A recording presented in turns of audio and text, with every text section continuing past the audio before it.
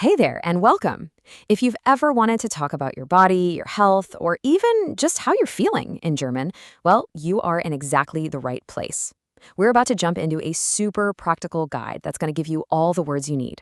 So let's get started. This is one of those phrases that sooner or later we all need, right?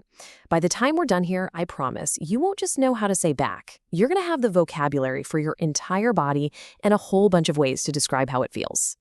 So here's our game plan. We're going to build this up step by step. First, we'll do a full tour of the body, literally from head to toe. Then we'll get into how to express feelings. After that, we'll cover some daily health routines. And finally, we'll see how to put it all together in simple, useful sentences. Ready to dive in? Okay, first things first, let's build our foundation.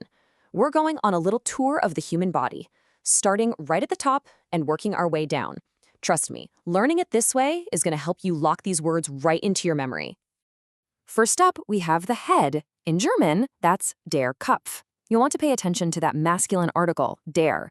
Let's try it, der Kopf. Now, let's zoom in a little. The face is das Gesicht.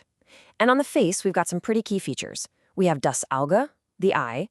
Then there's die Nase, the nose. Der Mund, which is the mouth. Das Ohr, the ear. Der Zahn, for a single tooth. And finally, das Haar, the hair. It's kind of cool how each little part has its own gender, isn't it?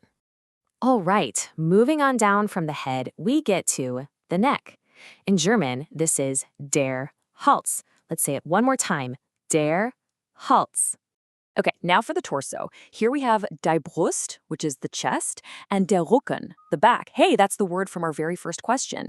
Then you've got der Bauch, which is your belly. And here's a really important distinction. Der Bauch is your external belly, while der Magen is the actual internal organ, your stomach.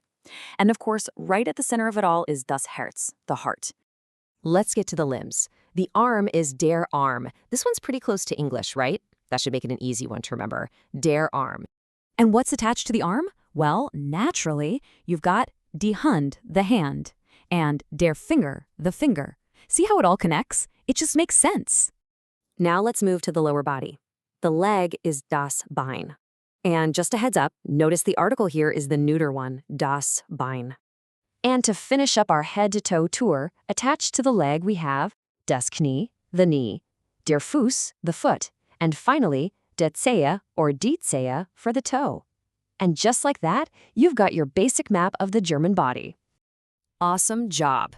So now we know the parts, but let's get to the fun stuff, learning how to describe what's actually happening with them. This is where the language really starts to come alive. Let's kick things off with two very human needs. On the left, you see hungry sein, which means to be hungry, and on the right, durstig sein, to be thirsty. Learning these opposites together is a great trick to make them stick. Here we have two totally opposite emotional expressions. We've got lachen, which is to laugh, and weinen, which is to cry. They're simple verbs, but they describe some really powerful feelings. And here are two more awesome adjectives that describe our physical state. We have stark, which means strong, and its direct opposite, schwach, meaning weak. Simple, direct, and just so useful. Now let's check out how these words can actually build a little story. It all starts when you're müde or tired. So what do? You ins Bett gehen, go to bed. Then, hopefully, you einschlafen, you fall asleep. And in the morning, you aufwachen, you wake up. See that natural flow? All right, so we know the parts, and we know how they can feel. Now, let's talk about how we actually take care of them. Time for some vocabulary for our daily health and hygiene routines. I love this because it makes the connections crystal clear. You use die Zahnbürste, the toothbrush, to do the action Zähneputzen, to brush teeth. You use der Kamm, the comb, to kämmen, to comb. And you use both das Shampoo and die Seife, the soap, for the action waschen, to wash. Linking the tool to what it does is such a great way to learn. And what's the end result of all that hygiene? Well, on one side, you can be sauber or gepflegt, which mean clean or well-kept. And the opposite of that would be schmutzig or ungepflegt, meaning dirty or unkempt. We have covered so much ground. And now for my favorite part, putting these words into action.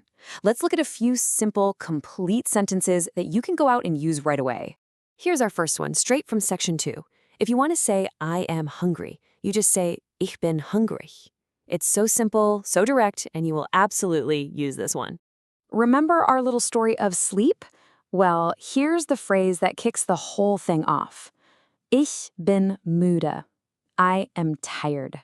Another one that's just incredibly useful for everyday life. And bringing it back to our hygiene section, this shows an action in progress. Ich putze meine Zähne. I am brushing my teeth. See?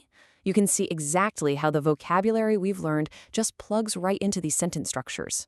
So, we've gone from head to toe, from feeling tired to feeling clean. The most important thing you can do now is make these words your own. So look back at everything we covered. What's the one new word or phrase you're going to challenge yourself to use this week? Think about it and then go for it. Thanks for joining me,